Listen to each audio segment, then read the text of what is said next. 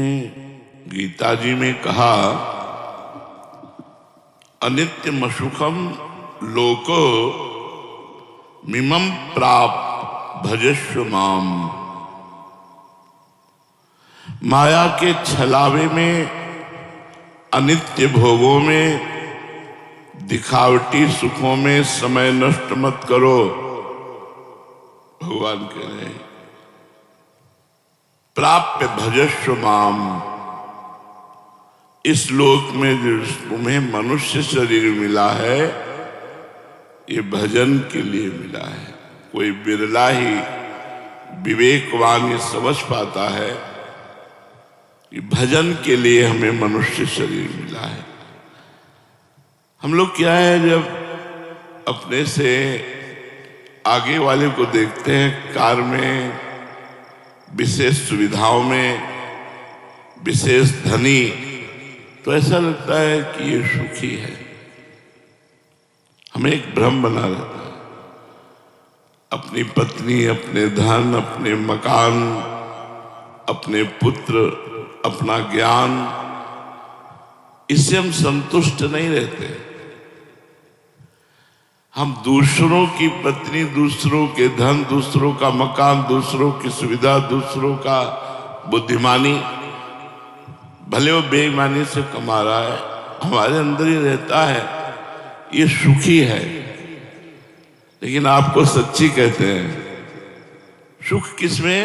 भगवान की सर। इसीलिए न पारमेष्ठ्यम न महेंद्र धिष्ण्यम।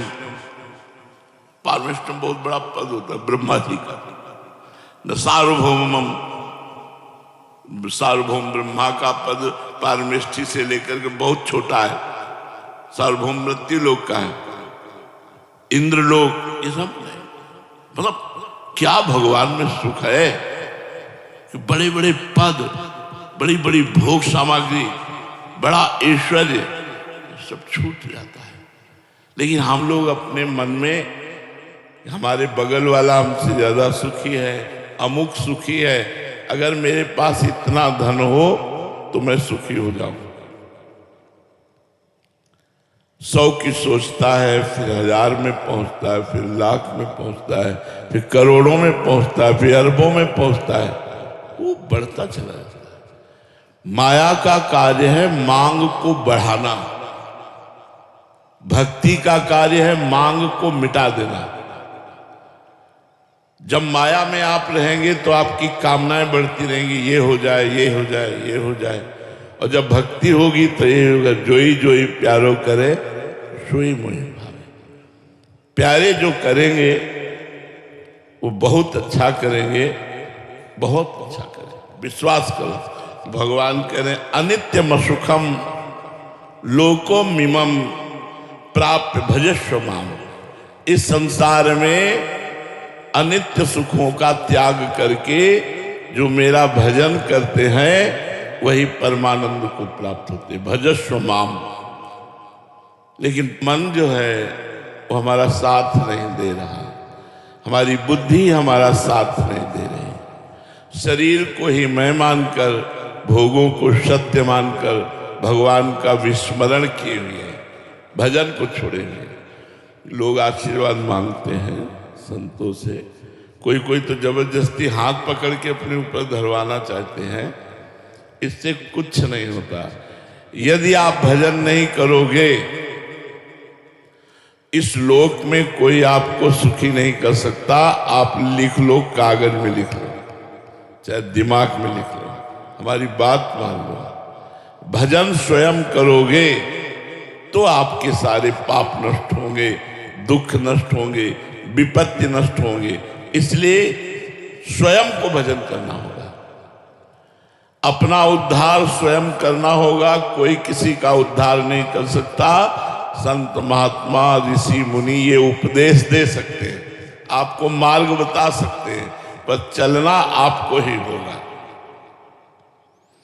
अब ये मार्ग ऐसा है कि अब आपको हम समझाना चाहते हैं कि भगवान में बहुत सुख है, पर हमारे पास शब्द नहीं कि कैसे बताऊं कि आप लुभायमान हो जाएं और संसार के भोगों की तरफ से मन हटाकर भगवान का नाम जप करने लगे।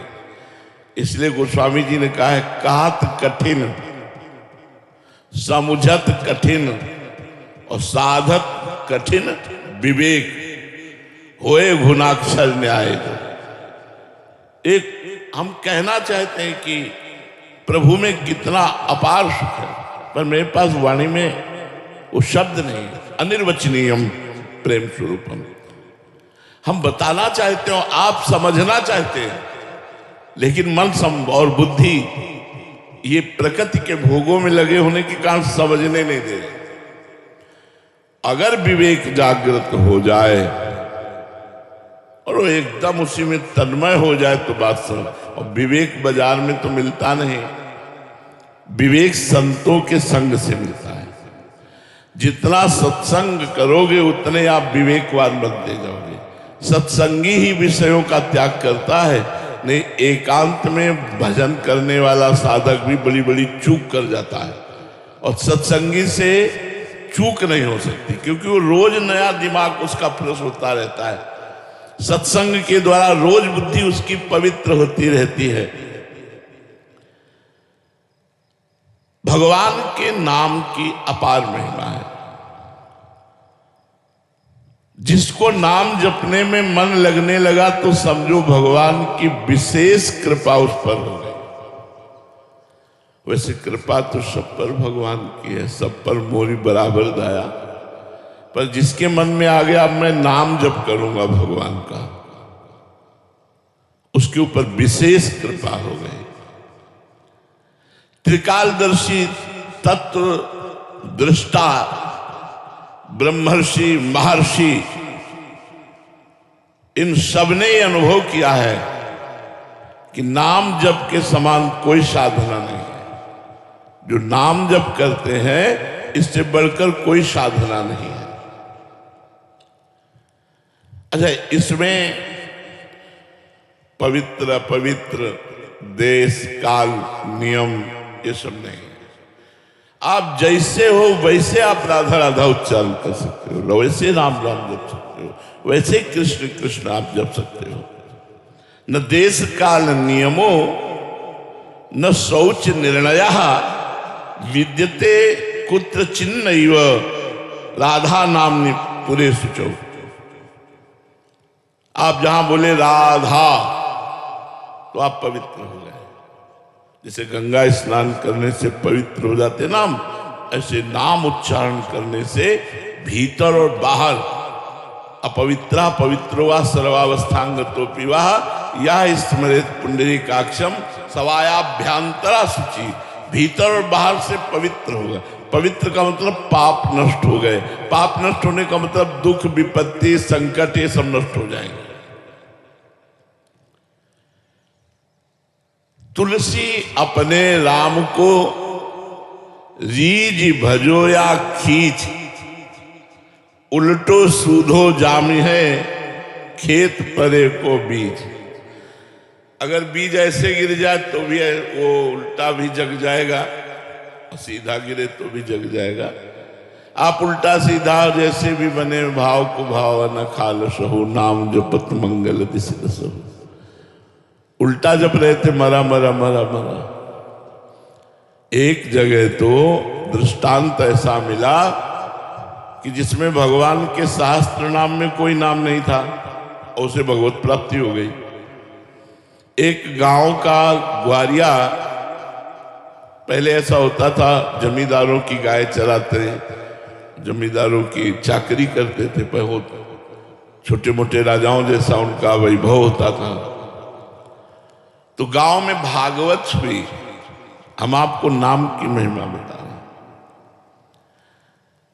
कुछ लोग उधर से निकले और ग्वारिया से कहा, अरे जिंदगी बर्बाद होती जा रही है, भागवत सुनिया। एक दिन गांव में भागवत हो रही तो बोली हमारे गायें।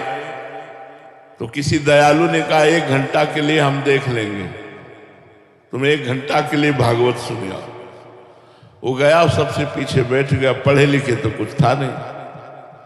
पंडित जी ने कहा जो दीक्षा नहीं लेता उसका जीवन व्यर्थ चला जाता है।